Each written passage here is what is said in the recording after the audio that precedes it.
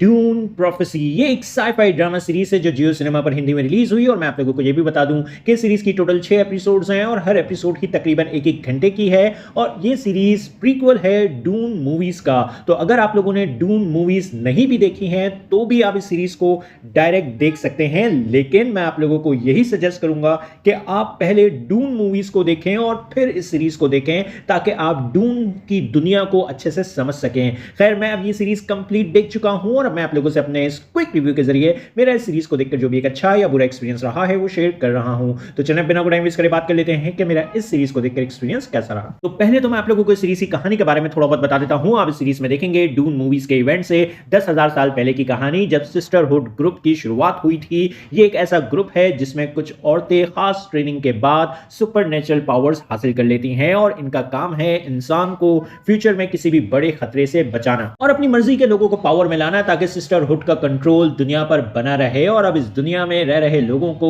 Future में एक बड़े खतरे का सामना है। ऐसे में सिस्टरहुड क्या प्लानिंग कर रही है और इनको किस चीज से खतरा है वो सब जानने के लिए आपको देखना होगा इस सीरीज को। अब बात करेंगे मेरा एक्सपीरियंस इस सीरीज को देखकर कैसा रहा। तो देखो, अगर मैं ये कहूं कि ये सीरीज एक तरह का पॉलिटिकल थ्रिलर है तो गलत नहीं होगा। जैसा हमें पॉलिटिकल ड्रामास में देखने को मिलता है कि एक ग्रुप या कुछ लोग अपनी पसंद के लोगों को पावर में लाना चाहते हैं ताकि उनका राज कायम रह सके और उसके लिए वो किसी को भी धोखा दे सकते हैं, किसी को मार सकते हैं, किसी को भी अपने मकसद के लिए इस्तेमाल कर सकते हैं। और फिर इस ग्रुप के कुछ पावरफुल दुश्मन भी होते हैं जो उस ग्रुप को खत्म कर देना चाहते हैं। बस यही सब कुछ आपको इस डून सीरीज में भी देखने को मिलेगा। बस फर्क यह है कि यहां सिस्टरहुड के पास कुछ सुपरनेचुरल पावर्स भी हैं और यह सारा पॉलिटिकल ड्रामा आपको स्पेस में मौजूद किसी दूसरे प्लेनेट पर देखने को मिलेगा। बस प्रॉब्लम इस सीरीज के साथ यह है कि यह शो मास ऑडियंस को पसंद नहीं आएगा, क्योंकि एक तो इस सीरीज में एक्शन बहुत ही थोड़ा सा है, प्लस ये एक स्लो बर्न सीरीज है। इस सीरीज की एक घंटे की एपिसोड्स हैं जिसमें कहानी को एक स्लो पेस में आगे बढ़ाया गया है और ज्यादातर आपको कैरेक्टर्स के बीच बातें होती हुई देखने को मिलेंगी। एक्शन बहुत थोड़ा सा है, इसीलिए जो मास ऑडियंस है वो इस शो को बीच में ही कहीं शायद देखना छोड़ सकती है, क्योंकि वो इजीली इस शो को देखते हुए बोर फील करेंगे।